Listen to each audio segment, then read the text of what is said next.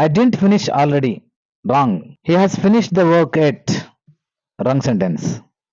Why do these two sentences sound wrong? ಯಾಕೆ ಈ ಎರಡು ಸೆಂಟೆನ್ಸಸ್ಗಳು ತಪ್ಪು ಅನ್ಸುತ್ತೆ? Many English learners confused between already and at. Hello friends, welcome back to our channel Fluent English with Shekhar. Today we are learning the difference between already and at in an easy way with simple examples. Already meaning something happened before now or earlier than expected. ಅಂದ್ರೆ ಈಗ ಅಥವಾ ಮುಂಚೆ already ಒಂದು action ಅಥವಾ ಒಂದು ಘಟನೆ ನಡೆದಿರುತ್ತೆ. It means by this time or that time something happened before. ಅಂದ್ರೆ ನಾವು ಅನ್ಕೊಂಡಕ್ಕಿಂತ ಮುಂಚೆನೆ ಒಂದು ಘಟನೆ ಅಥವಾ ಒಂದು ಆಕ್ಷನ್ ಆಗಿರುತ್ತೆ. It is used in positive sentences. ಸಾಮಾನ್ಯವಾಗಿ ನಾವು ಆಲ್ರೆಡಿನ ಪಾಸಿಟಿವ್ ಸೆಂಟೆನ್ಸಸ್ ಅಲ್ಲಿ ಯೂಸ್ ಮಾಡ್ತೀವಿ. For example, I have already finished my work. ನಾನು ಆಗಲೇ ನನ್ನ ಕೆಲಸವನ್ನ ಮುಗಿಸಿದ್ದೇನೆ. It means the work finished before. Next example, she has already watched this movie. ಅಂದ್ರೆ ಈ ಮೂವಿನ ಅವಳು ಮುಂಚೆನೆ ನೋಡಿದ್ಲು. Next example, he has already left. ಅವನು ಆಲ್ರೆಡಿ ಅಂದ್ರೆ ಹೋಗಿದ್ದಾನೆ ಅಂತ ಅರ್ಥ ಕೊಡುತ್ತೆ. We already know the answer. ನಮ್ಗೆ ಆಲ್ರೆಡಿ ಉತ್ತರ ಗೊತ್ತಿದೆ. It means we know the answer before or earlier. ಕನ್ನಡದಲ್ಲಿ ಆಲ್ರೆಡಿ ಮೀನ್ಸ್ ಈಗಾಗಲೇ ಅಥವಾ ಮೊದಲೇ. Now let us know the meaning of yet. Yet means something has not happened till now but we expect it to happen. It means ಯಾವುದೋ ಒಂದು action, work ಅಥವಾ ಘಟನೆ ಇನ್ನೂ ನಡೆದಿಲ್ಲ, ಬಟ್ ಅದು ನಡೆಯುತ್ತೆ ಅಂತ ನಾವು ಎಕ್ಸ್ಪೆಕ್ಟ್ ಅನ್ನ ಮಾಡ್ತೀವಿ. Yet is chiefly used in negative sentences and questions. Yet ಅನ್ನ ಮುಖ್ಯವಾಗಿ ನಾವು ನೆಗೆಟಿವ್ ಸೆಂಟೆನ್ಸಸ್ ಮತ್ತೆ ಕ್ವಶನ್ಸ್ ಅಲ್ಲಿ ಯೂಸ್ ಮಾಡ್ತೀವಿ. See for example, she hasn't come yet. ಅವಳು ಇನ್ನೂ ಕೂಡ ಬಂದಿಲ್ಲ. This is negative sentence. They haven't yet repaired the road. ಅವರಿನ್ನೂ ರಸ್ತೆನ ರಿಪೇರಿ ಮಾಡಿಲ್ಲ. This is also negative sentence. So haven't means negative sentence. See the next one, he hasn't eaten food yet. ಅವನಿನ್ನೂ ಊಟವನ್ನ ತಿಂದಿಲ್ಲ. It means not he has begun to eat food yet. ಅಂದ್ರೆ ಇನ್ನೂ ಅವನು ಊಟವನ್ನ ತಿನ್ಲಿಕ್ಕೆ ಶುರು ಮಾಡಿಲ್ಲ ಅಂತ ಅರ್ಥ. ಸೊ ಕನ್ನಡದಲ್ಲಿ ಎಟ್ ಮೀನ್ಸ್ ಇನ್ನೂ. In negative interrogatives yet expresses surprise or annoyance. ಅಂದ್ರೆ ಸಿಟ್ಟನ್ನು ಎಕ್ಸ್ಪ್ರೆಸ್ ಮಾಡುವಾಗ ಯೂಸ್ ಮಾಡ್ತೀವಿ. See for example, haven't you heard the news yet. This sentence expresses surprise. ಅಂದ್ರೆ ನಿನಗಿನ್ನೂ ಸುದ್ದಿ ಗೊತ್ತಾಗಿಲ್ವಾ ಅಂತ. That is what surprise. Hasn't the train got in yet. ಅಂದ್ರೆ ಇನ್ನೂ ಟ್ರೈನ್ ಬಂದಿಲ್ವಾ ಅಂತ ಅರ್ಥ.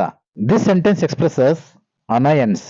ಇದು ನೆಗೆಟಿವ್ ಕೂಡ ಹೌದು ಮತ್ತೆ ಇಂಟ್ರಾಗೇಟಿವ್ ಕೂಡ ಹೌದು. ಈ ಒಂದು ನೆಗೆಟಿವ್ ಇಂಟ್ರಾಗೇಟಿವ್ ಸೆಂಟೆನ್ಸ್ ಸಿಟ್ಟನ್ನ ತೋರಿಸ್ತಕ್ಕಂಥ ಒಂದು negative interrogative sentence. In interrogative sentences already expresses surprise. Interrogative ಅಥವಾ ಕ್ವಶನ್ ಸೆಂಟೆನ್ಸಸ್ ಗಳಲ್ಲಿ ಆಲ್ರೆಡಿನ ನಾವು ಸರ್ಪ್ರೈಸ್ ಅನ್ನು ಎಕ್ಸ್ಪ್ರೆಸ್ ಮಾಡ್ಲಿಕ್ಕೆ ಯೂಸ್ ಮಾಡ್ತೀವಿ. See for example, have you heard the news already. ನಿನಗೀಗಾಗಲೇ ಸುದ್ದಿ ಗೊತ್ತಾಯ್ತಾ. This shows surprise. Have you had lunch already. ನೀನು ಈಗಾಗಲೇ ಲಂಚ್ ಅನ್ನ ಮಾಡಿದೆ ಅನ್ನೋದು ಒಂದು ಸರ್ಪ್ರೈಸ್ ಅನ್ನ ಎಕ್ಸ್ಪ್ರೆಸ್ ಮಾಡುತ್ತೆ.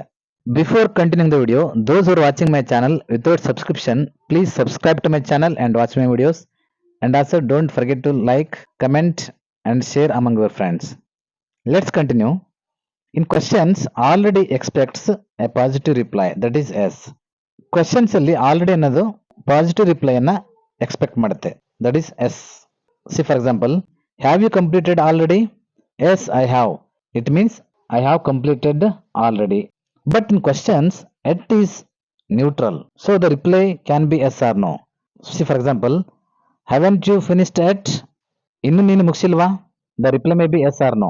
Yes, I have finished already. No antadre ee ರೀತಿ ರಿಪ್ಲೈ ಬರುತ್ತೆ. No, I haven't. ಇಲ್ಲ, ನಾನಿನ್ನು ಮುಗಿಸಿಲ್ಲ. Let us see some examples for comparison. First one, I have already eaten. Haven't you eaten yet? So ನೋಡಿ, positive sentence ಆಗಿದ್ದಕ್ಕೆ ನಾವು already ಬಂದಿದೆ in between the sentence. Haven't you eaten yet ಅನ್ನೋದು negative sentence. See this comparison. She has already arrived. Already ಅನ್ನೋದು ಸೆಂಟೆನ್ಸ್ನ ಮಧ್ಯೆ ಬಂದಿದೆ. See the next example, he hasn't arrived yet. ಅವನಿನ್ನೂ ಬಂದಿಲ್ಲ. ಸೊ ಎಟ್ ಅನ್ನೋದು ಸೆಂಟೆನ್ಸ್ನ ಎಂಡ್ ಅಲ್ಲಿ ಬಂದಿದೆ. So like this we can compare the usage of yet and already. If you come to the main difference between already and at, already is used mostly in positive sentence, but at is used in negative sentences and questions. already shows completed action, but at shows unfinished action. Usually, already is used in the middle of the sentence, but at comes usually at the end position. ಎಟ್ ಅನ್ನೋದು ಸೆಂಟೆನ್ಸ್ನ ಕೊನೆಗೆ ಬರುತ್ತೆ, already ಅನ್ನೋದು ಸೆಂಟೆನ್ಸ್ನ middle ಅಲ್ಲಿ ಬರುತ್ತೆ. See some common mistakes. I haven't already finished, wrong sentence. I haven't finished yet is the correct sentence, because this is what negative sentence, that's why we have to use at. See the next common mistake. See at came, wrong sentence. She has already come is the correct sentence. Now you know already means completed earlier, at means not completed till now. Dear friends, if this helped you, please like, share and subscribe for more easy grammar lessons. Thank you. See you in the next video.